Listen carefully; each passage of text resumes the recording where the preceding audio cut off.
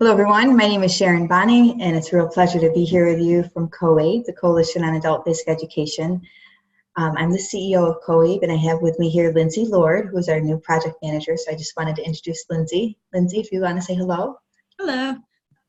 So Lindsay will be joining us. She'll be helping out with webinars in the future, so I just wanted you all to have a chance to meet her. And now I'd like to turn this over to Robert Breitbard, who is with Burlington English, and Burlington English is a wonderful sponsor and friend of adult education. Due to their sponsorship, we're able to provide this webinar free of charge to you. So Robert, I'd like to turn this over to you. Hey, thanks so much, everyone, and thanks, Sharon, and welcome to the team, Lindsay. Everybody's in for a real treat today. I've seen some phenomenal stuff in Texas conferences and national, so really looking forward to hearing what Melissa and Don have to share today. They've done some amazing work. For those of you who are familiar with Burlington, welcome. We're so thrilled to work closely with COABE and the amazing work that Sharon and the entire board do.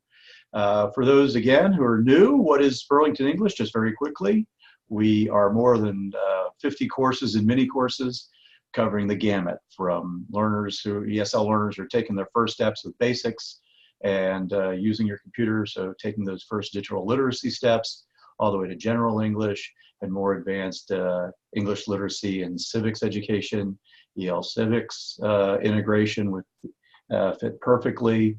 And then again, as in my 30 years as education with ESL learners has moved from more general to workforce preparation, career exploration and soft skills, and then more than 45 career specific modules to get them ready. Test preparation for accountability, and then anytime, anywhere learning with from digital readers for pleasure reading to mobile. And that brings us again to how you can use everything together. Burlington can be as little or as much as a provider would need. So from our, what we call in-class lessons, projectable lessons, at the touch of a button, for teachers with a lot of planning time or almost no planning time, makes classrooms so easy, along with worksheets and all the lab work you would expect from a program. And then again, mobile vocabulary practice. Our accent reduction is fantastic. That's been added not too long ago to our mobile vocabulary practice. And for today, isn't it neat that you can get all in one place the ideas for, like we'll be talking about in general today, the cluster of IT, helping teachers who might be even new or expanding their horizons as far as all these options for students with terminology, such as career laddering through technology, and again, moving one's way up. And by the way, all of these job cards and everything else, as learners see jobs that look interesting to them, they all get added to a digital portfolio. Well, with that, I will turn it back over to Sharon and the team, and we'll see you all at www.burlingtonenglish.com. Thanks so much. Thank you so much, Robert. Really appreciate that. So today's webinar, Core for Cyber Future Workforce Education, Preparing Adult Education Students for Careers of the Future. And we have with us an expert presenter, Dr. Melissa Sadler-Neetu. She is the Integrated Basic Education Skills Training, I-BEST, and Adult Education Director for Alamo Colleges. Alamo I-BEST is an initiative of the District Department of Education and Workforce Development, providing training and employment assistance to incumbent workers and students requiring basic skills development for success in technical training. Through grant writing and braided funding, she has created the system of program delivery. Along with additional partnerships, I-BEST helps to fill the employment gap for high-demand occupations. Together, they provide the local Workforce Investment Board's 12-county region with a significant middle skills training opportunity and employer return on investment. Ms. Sadler-Neetu ensures the programs are available in high-needs areas. Currently, Alamo's I-BEST is scaled to 2,300 students throughout Alamo Colleges, a 95,000 total student population. Wow. Ms. Sadler-Neetu is a current doctoral student at the University of Texas Rio Grande Valley with a digital curriculum and instructional focus. She is the Vice Chair of Workforce Solutions Alamo and serves on numerous boards related to economic workforce development throughout the state. In addition to her role as the Vice Chair for the local Workforce Investment Board, she is President for Hill Country Literacy, dedicated to writing digital career contextualized curriculum for low-skilled learners and career curriculum alignment and consulting for K-12, adult education and literacy and community colleges. Melissa is the proud mother of an 11-year-old son and 3 adult stepchildren, 1 super cute grandson, and in her spare time, she enjoys attending church, traveling, and watching league baseball. So with that, I'd like to introduce Melissa Sadler Nitu, and also ask you all to post your welcome to her in our chat box. Put your name and where you're coming in, where you're joining in from, right there in the chat box, and post your questions in the Q&A. So I'm going to turn this over to Melissa.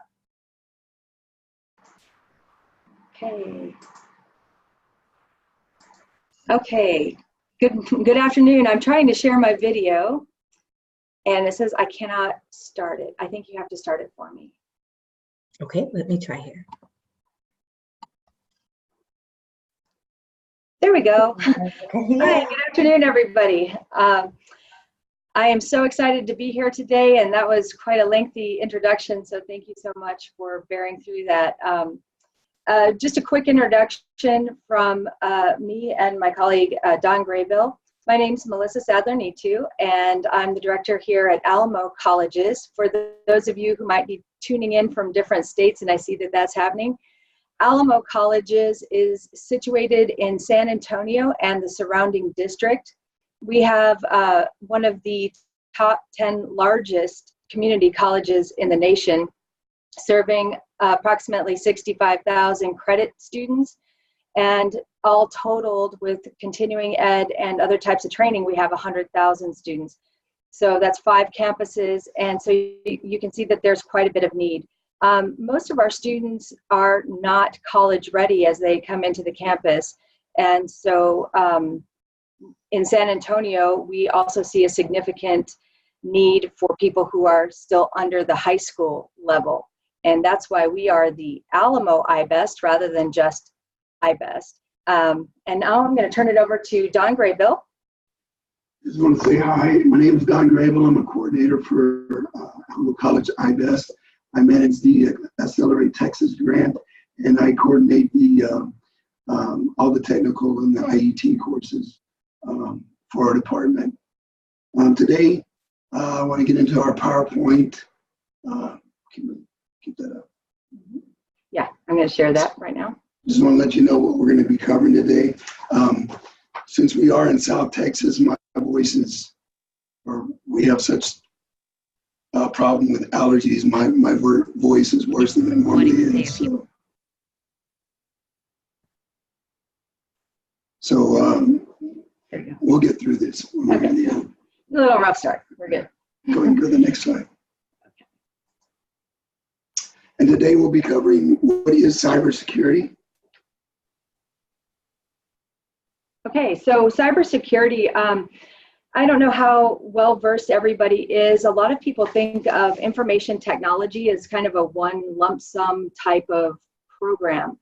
Cybersecurity is very specific, and it's a target demand occupation in the city of San Antonio. City of San Antonio has the only Homeland Security next to the one located in Washington, D.C., that could actually take over the country in a matter of, I think, 30 seconds if needed. So cybersecurity is a very big part of what our city is about. And we were just recently named the cybersecurity city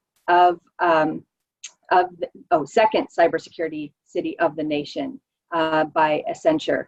So cybersecurity, what it is all the protections that you have in your system. So you may have protections at work. You may have protection, well, you should have protections in your bank that you use. Different types of sort of virtual walls that are networked that protect people from coming in and destroying and taking things. So kind of think of it as a virtual security guard.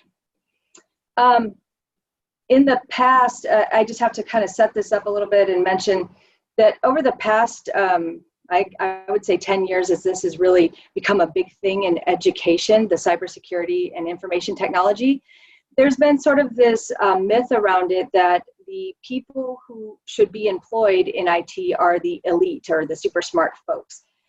And what we've learned, we've taken a lot of time, Don and I have taken a lot of time to learn about the whole cybersecurity industry space, curriculum, everything. And that's a myth. The elitism is a myth. The target audience that we're recruiting are the people who are adult education students, and they are the people that are currently in our community working 2 or 3 jobs in minimum wage efforts that don't have a real sustainable income. So I want to make it very clear that our target audience is not an elite, it's not a creaming.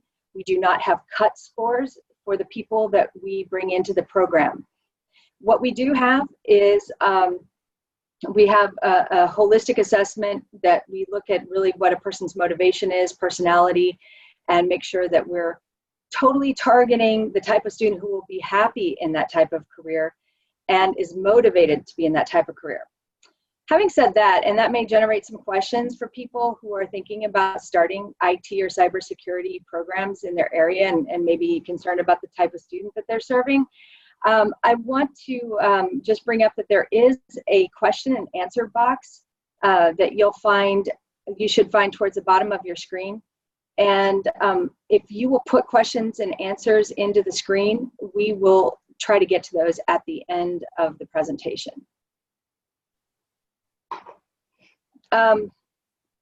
So finally, when we talked about what cybersecurity is, who we're looking for, and then what does contextualization look like? I'm not going to go really, really far into the contextualization, but I do feel like it's important to say that it is more than just bringing in content into the classroom. So our instructors that support the IT instruction have to be really lockstep with the IT instructor. If they might also be the IT instructor. And so they're really lockstep with what the IT instructor is doing so that they can prepare daily. We're not contextualizing to higher education across the board to make people college ready. We're contextualizing specifically to the information technology so that students can be successful on their test, their industry certification test outcomes. And lastly, we'll be covering certifications, what certifications are out there, and what you should pursue, and building externships and building partner relationships with your employers. So what is cybersecurity? Cybersecurity is the practice of protecting systems, networks, and programs from digital attacks. These cyber attacks are usually aimed at accessing, changing, or destroying sensitive information, extorting money from users, or interrupting normal business processes. So everyone in every business is now reliant on IT systems. So what has changed? What are the fundamental changes over the last 10 years in technology? We have cell phones, banking, banking and shopping are primarily online. Major city functions, gas, water, and electric are all controlled by computers and software. There are over 4,000 successful breaches every day. Every day on the news, we hear about some kind of breach that affects credit card agencies and airlines or banks. In 2015, global cost of cyber crimes totaled $3 trillion. Analysts suggest that the rise will be $6 trillion by 2021. Okay, we're going to show you a quick video to help illustrate more effectively also the cybersecurity, what exactly it is.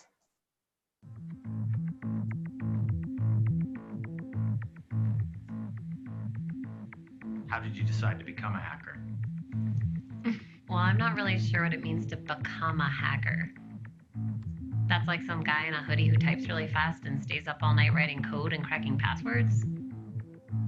It's not me. I just spy on people and see what makes them click. It's not a bad job. Mark Hanning, CEO of Qualicard, set to report earnings after their blockbuster IPO. So you consider this a job? I put a lot of work into this. I'm not lazy. It takes research to figure out the key players, learn all about them, their families, their friends, what they care about. You have to understand the company's organization. I get a lot of my information from the sales department because they're always so quick and eager. They're hungry. People trust too easily. They don't look at the details. I do.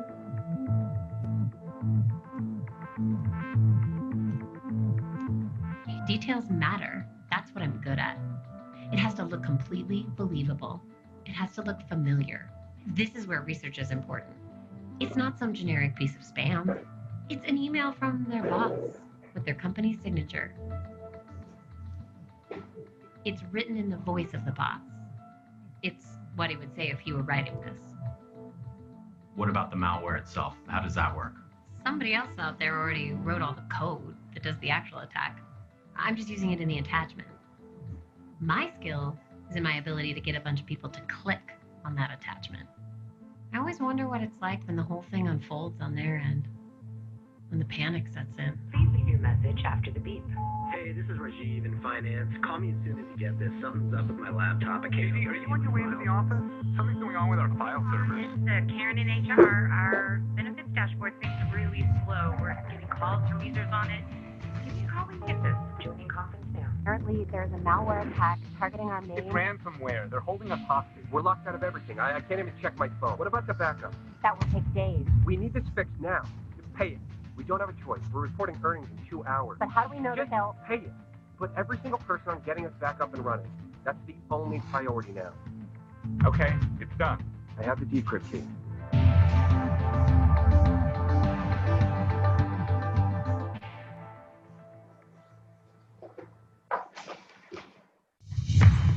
Mark, we have a big problem. The ransomware was just to distract us. They got inside. They got everything. Customer data, financials, everything. Qualicards is reeling today from the news that hackers have released the personal information of nearly The 2 Nasdaq million closed lower today, led by Qualicard, which was down 14% on news that the recent data breach may be far worse than the company Its stock originally fell to a acknowledged. new all-time low on news that CEO Mark Hanning is stepping down after what is turning out to be one of the worst breaches of personal information in recent history. Do you feel bad about releasing the personal information? All the financials? All the money that was lost? All I did was get the files. I'm not the one that decided to release them. I'm not the one that shorted the stock. Somebody else had their reasons for that. It's above my pay grade. I was paid to do a job, and I did it well. And that's what's expected of anyone, isn't it? Anyway, markets bounce back.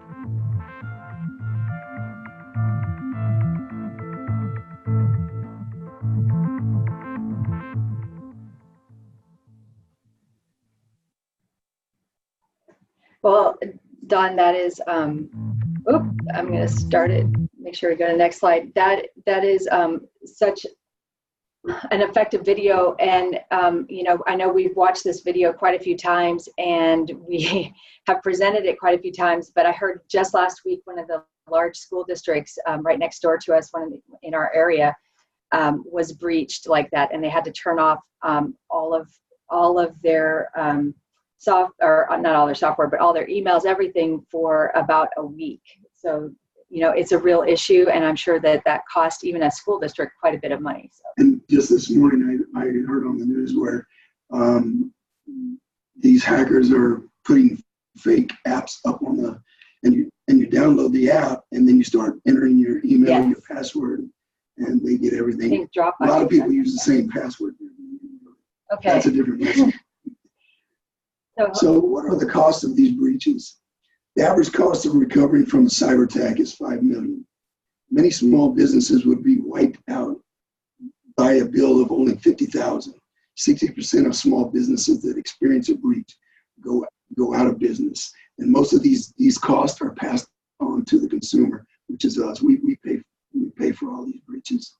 So what are the job outlooks for cybersecurity? In 2014, there were 1 million unfilled cybersecurity jobs globally.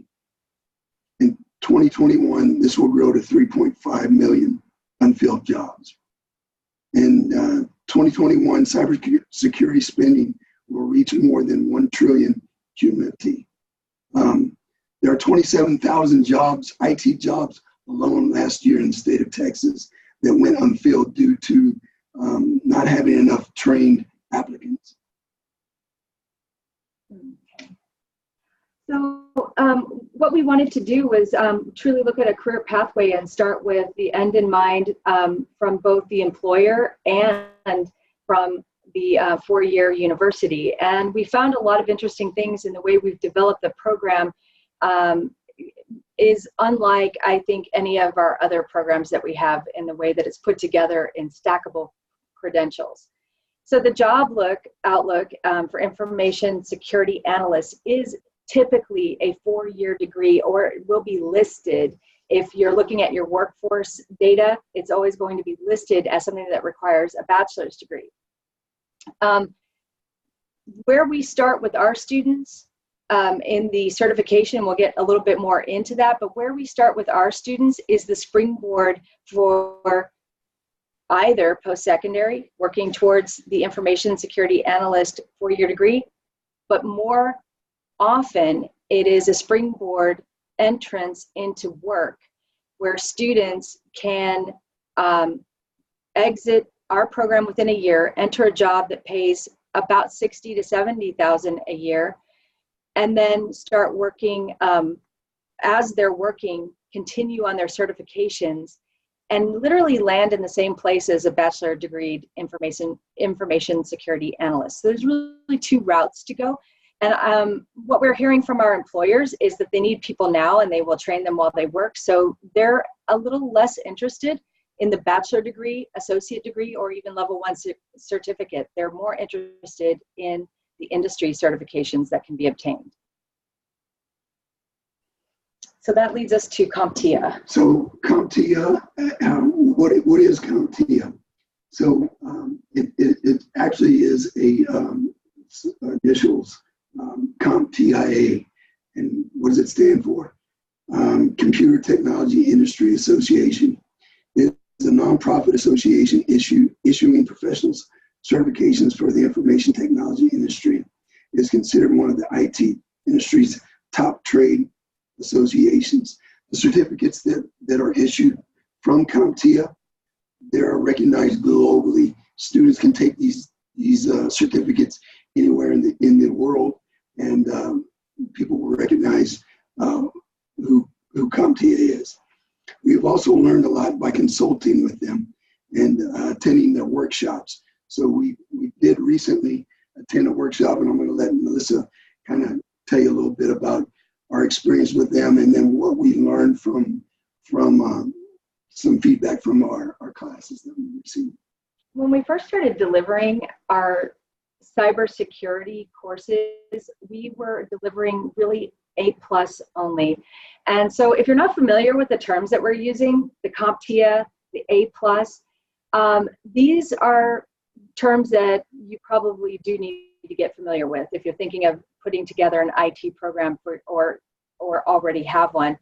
When we started putting it together, we had A+ only. We were told by the college, A+ is the lowest you can go. And we were having our students were struggling to complete that.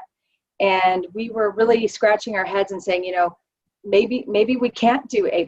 Maybe this really, if this is as low as it goes and our students can't pass, maybe we should reconsider.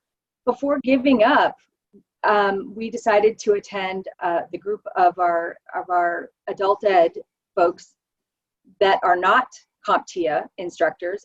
We are adult ed instructors and administration. We decided to attend the CompTIA conference, and they have one every year. I highly recommend it. It was an unusual experience. I think I know we were the only adult ed. There were some high school teachers there too. But it was a very industry-focused type of conference. And we learned in day one, we could have gone home because we learned what the college was telling us was misinformation too. This stuff moves so fast that college instructors who'd been there 4 or 5 years were already obsolete. They were already outdated. We learned that the A+ instruction we were getting from the college was being delivered in 80 hours. The recommendation for low-skilled adults was 250. So that right there, it wasn't that our students couldn't do this. Our instructors weren't given enough time to cover it.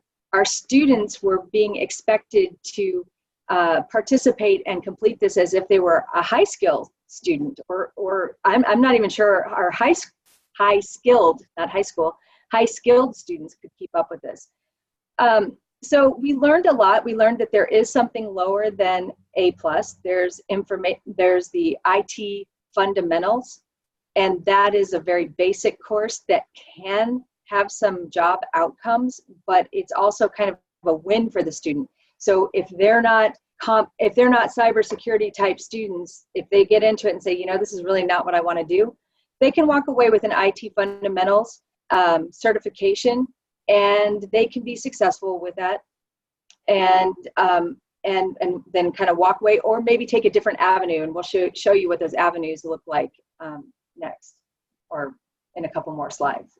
So like Melissa said, we did find out about what we needed to do, how we needed to structure our classes. And so these are the certifications that we currently offer with Alamo Colleges, I-BEST. They are the IT fundamentals, which is relatively new. It's about, 2 years in the making. Yeah.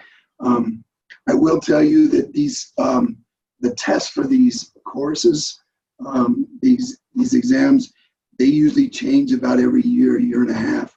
So be careful buying books. Just know that you're going to be updating them all the time. I think one other really important aspect of that is the instruction.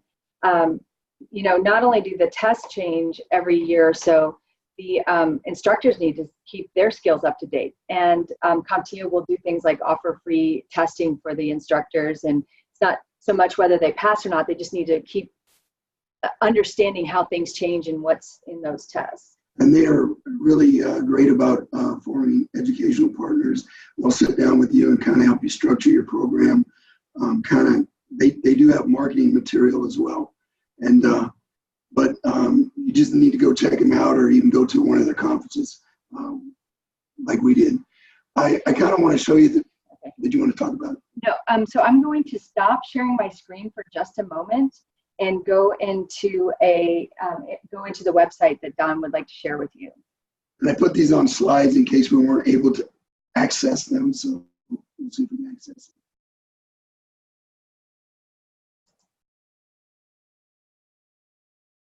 Okay. And then okay. Wait, you want the other one too? Yeah. Okay. All right, so I'm going to now come back and share with you again on here. So bear with me. And it is going to be this one. Yeah, you're going to have to go with this one first. Okay, I hope everybody can see this one. So let me scroll down. Yeah. So if you go to the CompTIA website, all this is on the CompTIA website. And this is a perfect infrastructure on how we're structuring our classes. Of course, we don't offer all the cybersecurity certificates, but we do offer the core, which are the IT fundamentals, A+, Network Plus, and Security Plus. And CompTIA wants us to progress in this specific manner, just because IT fundamentals, or the A+ builds on the IT fundamentals, and Network builds on the A+, and so on.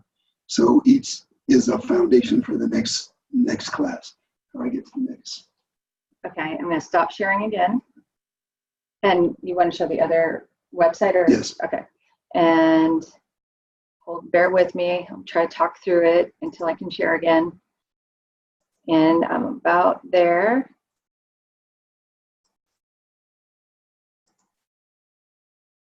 There we go. So this is a whole lot better than just showing you slides, though. We can actually on the website itself. You can go here. Of course, you can find out about these other certifications, but if you would like to know a little bit more about what each has to offer, of course, these are the core.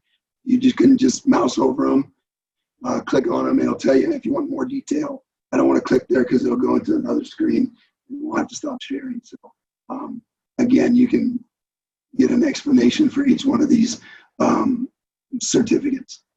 Okay, I think we can go back. Okay. Okay, and we'll stop one more time and go back to the PowerPoint. Those are the easy slides to understand. We're going to get into some kind of complicated ones to follow. So there we go. So that one's. So this is the. Wait. You're going too fast for him. Okay. Okay. I got I'm going to take that away from you. So this is the CompTIA IT certification roadmap. It's very confusing to look at it when you first look at it, but when you figure out how to read it, it makes more sense. Of course, all of this is really tiny, but again, this is on the CompTIA website. So let me just kind of walk through the first one, because the first one, if you look to the right at the boxes, you'll see one is information security. That right now is currently the one that we're working towards filling. In the college terms, that turns into supply help or support help desk, not support help desk. And that's right now we have, I think, 2,000 openings annually in San Antonio for that particular entry-level job. However, what a person does, if you look at it over to the left of that blue and you see the beginner novice, and it starts with CompTIA IT fundamentals and CompTIA A+, literally at that point, a student can go get a job. Some of our employers that are higher level security would like for students to have the whole suite, the Core-4 that Don's been demonstrating to you, and that's the IT fundamentals, the A+, the Security Plus, and Net Plus. And that set of certifications allows people to start the training programs at the companies like Rackspace and Accenture. Get them in the door. If you keep following, I have the next slide. You want to do the next one? Sure. I go too fast. So that's the information technology roadmap, the blue line. If you look over to the intermediate, you'll see that Security and Network Plus are both listed there. Those are listed as intermediate certifications. We are looking at web design and software development. Can I just bring in here for just a second? The reason why we're doing this, quite honestly, having 4 certifications takes students about a year at this point. But by the time we got to the end of the year with our first cohort, we went back to the company who has, hands down the most openings, and that's Accenture. And we said, okay, we've got our folks ready for you, and they've got their 4 certificates. And Accenture said, well, that's great, but we moved to Salesforce, and we'd really like to have web developers now. So now we have to look at expanding, but it is moving that fast. So if you're thinking that you're going to put together an IT program and it's going to be set and you're going to be able to just run that year after year, I think again, it's going to be a moving target constantly. If you look at most of these pathways, they all have the IT fundamentals and the A+ as a novice. We are looking at the MTA, which is the Microsoft Technical Associate. We don't have that up and running yet, but we are looking to get into that, and that more or less leads to the software development side of that, and possibly the web design. So one of the questions we get a lot, and I'm going to try to speed us up here a little bit because I think we're going to run short of time, is how do we fund this? So basically, we have created a program through a braided funding structure that allows the student to go through the first 4 certifications for free. We know of other programs that are in San Antonio that students pay to go through, and they're running between $10,000 and $30,000. So for the students to be able to go free in their local community. So we have this located on the south side of San Antonio in a high need area, but also strategically located next to Port of San Antonio that has a lot of IT openings. We put together this program and Braided Funding. So if you look at the wheel shows you, first of all, how we determine who gets into the program. And we look at students that are coming from the community college, they're mainstream, and they decided that the credit coursework may not be for them. They may be more interested in going faster and getting industry certifications. So they're coming to us from the community college. Or we have students that do not have a high school diploma yet. There is not one required for industry certification or for obtaining a job. We have Jobs First. That's our adult education and literacy referral. We do offer and have some funds in adult education and literacy, but we're one of 8 providers in the city of San Antonio, serving over 7,000 students in total. So these other providers can send their students that have demonstrated the interest over to us. And we even have EL Civics. CompTIA is offered in several languages, like every language. So students, while the class would be taught in English, they can go and test in their home language. Braided funding has been an interesting topic. There is not enough money in adult education to run the CompTIA the way we're doing it end to end with all the hours and the certifications and the background checks. And, you know, the list goes on and on what we're funded through adult education and literacy alone. Currently, we're running the program through adult education, literacy, Department of Labor, JP Morgan Chase, and Higher Education Coordinating Board. So so I think all total, it comes up to possibly about 6 funding sources. Those are not constant funding sources. The only constant we really have would be adult education. The others we're always writing for. So right now, you know, we just submitted one for the Department of Education, and that one's going to take some of these concepts and try to bridge students from high school that may be potential dropouts over from high school into our programs. So the braided funding, I think, is a reality. It's awful. I don't recommend it for your health. It's not fun. But if you are really interested in giving students an opportunity that counts, I think it's probably the only option. And if anybody finds another option, we're ready to listen to. So our target audience. We just wanted you to think about, when we do this presentation live, we might have you sit and think about this for a minute. But getting back to the idea that the target audience is not your elite, it's not your cream of the crop type student. The majority of the skills that are required of the student are language. If you're going to build anything, it's going to be language skills. A lot of people think, oh, it's STEM, it's math. Initially, it's not. It's really about learning the language of computers, and it's learning how, if you don't have experience with the physicalness of a computer. Many of our students do not. Many of our students did not grow up with computers in their home.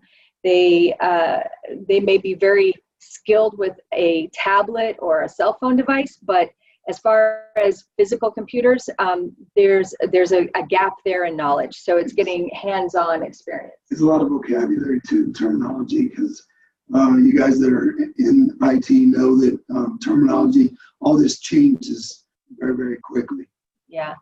And when you're thinking about setting up a program, think of all the organizations that you could recruit from. I mean, yes, we have Cybersecurity City, and I said that at the beginning, but that shouldn't stop somebody, a different city or even a small town, from considering all of the cybersecurity needs you have in every community.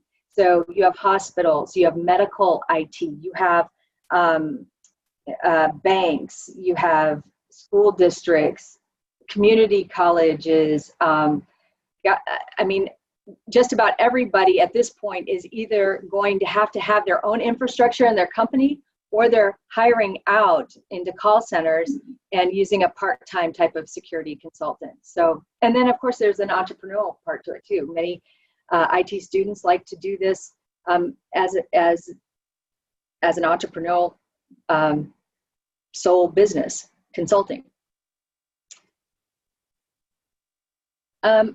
Here I'm showing you what we did. We realized when we started with the IT, if we were going to draw in an audience that may not have the confidence that they can do this type of work and get the word out. I mean, we really thought, okay, we're going to have to do some serious marketing. So this is just an example of what we came up with for marketing. And the reason why we came up, we talked a marketing specialist into teaching IT fundamentals. And so that's kind of how we worked that out. And it worked out beautifully. So if you don't have money for marketing, so you can't tell me, oh, Melissa, I don't have money for marketing, I'll never be able to do anything like that. That's how we did it. And he continues to teach at night for us, and is in love with the program and understands our needs. So he continues to do some marketing. But the main point is that if you don't put a little something into marketing, getting this out, where social media is our major outreach. Our students are not watching TV. Paper flyers are not as effective. We still have them. We still put them out. We still go to community events. But by and large, the majority of our population is coming from our social media outreach in IT. The contextualization is another really important point. I know some people are just now getting into contextualization. Some programs haven't started really at all. When we started contextualization, we took, I think, the easiest route, and that was taking an adult education teacher and saying, hey, I'm going to put you in this class, and I need you to bring up the reading, writing, and math scores of these IT students. Can you do that? And they, of course, they said yes, and then they went out and they attempted to do that. What we learned when we went to CompTIA is how deficient in hands-on experience our students might be, how deficient in the language that they were going to have to approach, that we realized when we came back that contextualization meant we really have to support the student in learning and in success with the industry certifications, because if we don't, you can have all this experience, you can have all this training, but the result on the test is a high failure rate. And so the contextualization became a more like, what do I have to know to go into class tomorrow? A daily interaction of what do I have to know to go into class tomorrow? Am I talking about this one? Yes. So I'd like to talk a little bit about certifications, and of course, how we came up with them. We went to the conference and consulted with CompTIA. But if you're considering on putting a program like this together, you really need to find out what students are interested in, what your local pool is, and then kind of what jobs are open for in your area. So even rural America, I mean, traffic signs, traffic lights, your water, your gas, everything like that is controlled by software and computers. So you might want to consult with them and find out what are their entry-level positions and what do they require. If you go to the next slide, these are some of our partnerships that we have at Alamo College. Right now we have externships with Accenture and Y&L Consulting. Our students are doing basic shadowing and debugging, quality assurance, those types of things. We have one recent graduate that's with Accenture, and they're going to roll over and hire him as well. So a lot of those externship jobs work into actual employment. Although it took us, because trying to get down to what the employer wanted. I think this is a really important point. It took us 3 years to get our first externships at Accenture. And we're really excited about that because they run a lot of the international Homeland Security type organizations for different countries. And so they are strict. But the reason we weren't making it into those externships wasn't because we didn't have students that could qualify. It was because we weren't quite getting the instructional needs right. And to back up there, we do have partnerships with other local companies. HEB, they're telling us they need repair people to work on the scanners. HEB is a grocery store. Yeah, I'm sorry. HEB is a local South Texas chain, but they're all the time hiring IT people to work on their scanners or their network as well. Okay, so I'm going to go now to the questions. The first question is coming from Christy Knighton. It says that we mentioned we do not have cut scores as criteria for admission into cybersecurity. Does that mean a non-native English student level 1 can take the course? Okay, I'm assuming you mean by level 1 and NRS level 1. I would say no on that one, and mainly not because they couldn't do it. If they could get instruction in their home language, I think they could. There are some trainings that I've had level 1 ESL folks take and be successful.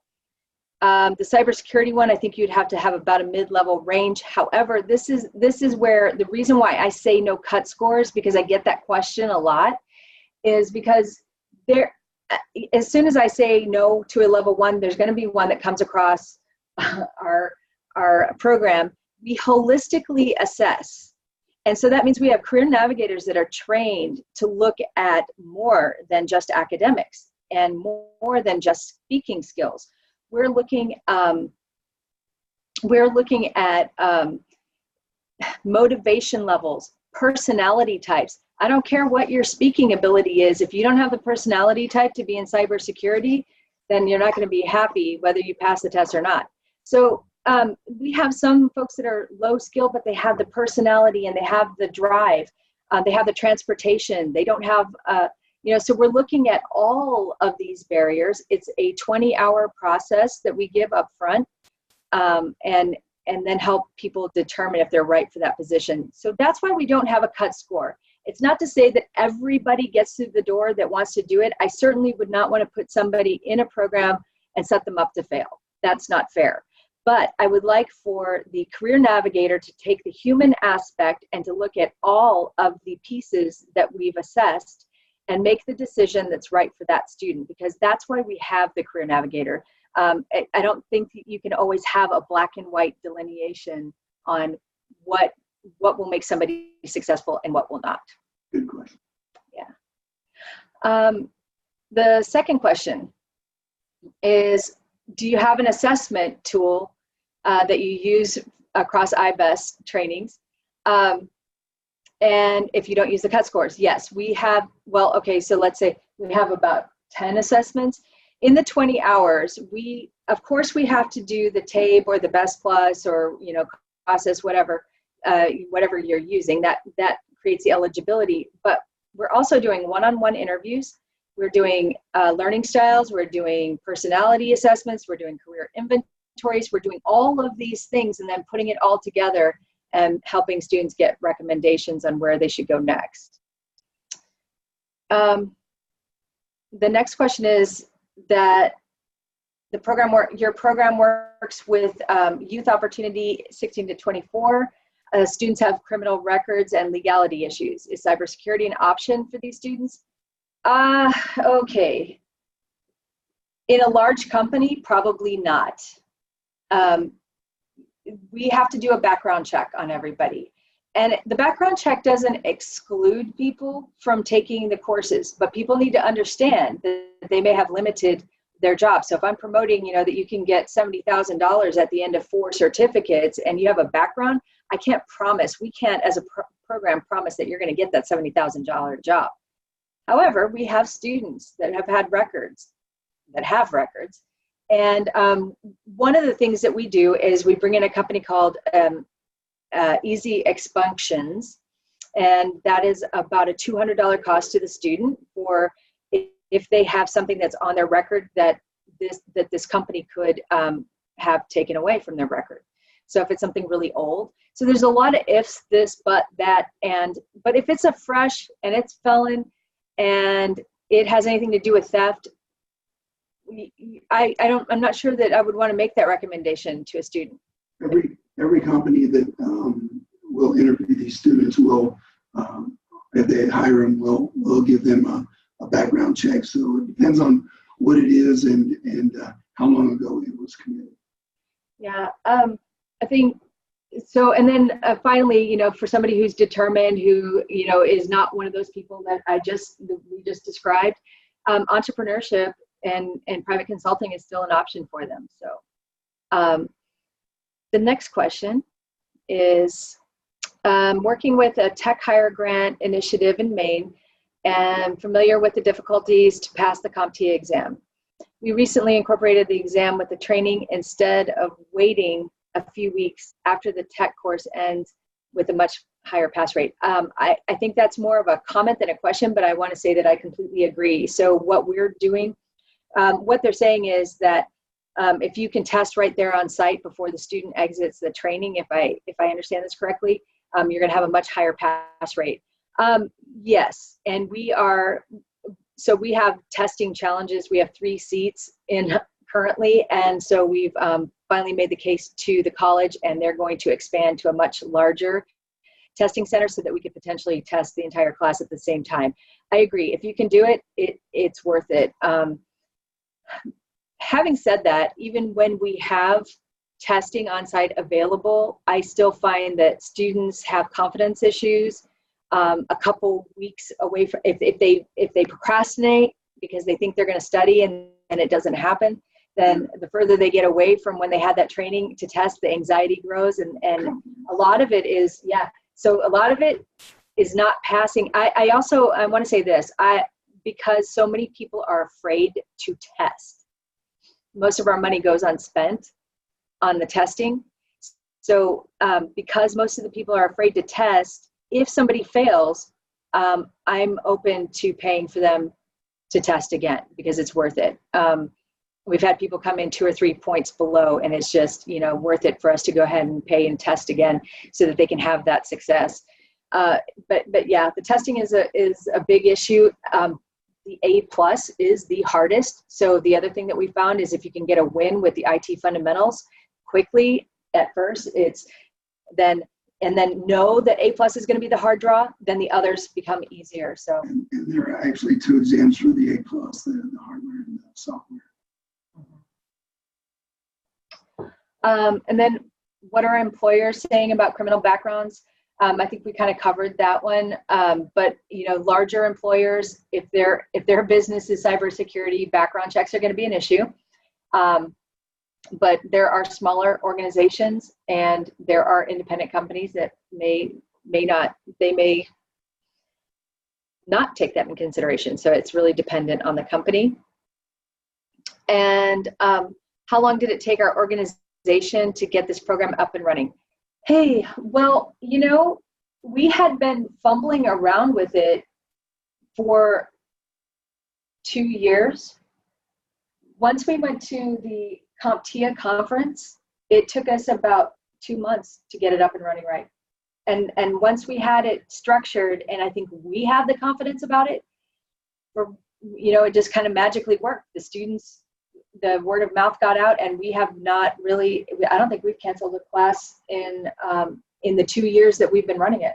No, and starting with the IT fundamentals, that's a prerequisite for any of our classes. Students were kind of confused. Some were, when they would go in, they thought it was just a basic digital literacy class. And it was much more than that. So it was really a broad look at the cybersecurity and the computer IT world. Another question is asking about how we can find out more about the Career Navigator. We have presented Career Navigator at COABE a couple of years ago. We certainly are open if you've got our email and phone number. We have the capability to do a presentation for you if you would like to have that. So anything else that we do, we can do that. On the funding for the Career Navigator, is it full-time or part-time? We have a combination. So our Career Navigator became so important because they're the people upfront vetting students in their different directions. They're also the cheerleader through the program. They're really keeping up with students. They meet with students at least once a week. So some of our systems at the college require a full-time person to be able to access them. So we have a combination going. We have 3 full-time Career Navigators, and then we have about 6 to 8 part-time, and they all work together. But that's not just for IT, that's for the whole program. Is IT Fundamentals similar to Pearson IC3? I can't speak to that. Okay. So I'll have to research that. The U61 is the test that they're testing for in the IT Fundamentals. And so another question, you mentioned the INTJ as the likely match. What about learning styles? And are you finding that profile that seems to be the best fit? So first of all, like INTJ is a nice match, but it's also like less than 2% of the population. So finding INTJs is not an easy thing, but the NTJ part is common. I think that advertised like that, I mean, that's a pretty big stretch for that company. That's interesting. Picked up on that. And but the learning styles, that really is more of an indicator of whether somebody needs to be active or not, because the reality is, if you're going to go into cybersecurity, the majority of your life is abstract at work. So you're sitting at a desk. I mean, I've walked into the highest level IT companies, and they literally have a cubicle with nothing in it but a computer, and that's what they do for 8 straight hours. So their world is not physical.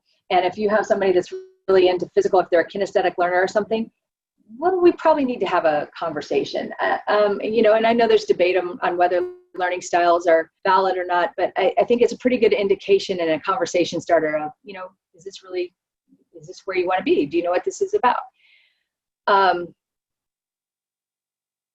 Okay, the IC3 is Internet and Computing Core Certification. No, that's not the same as what we have.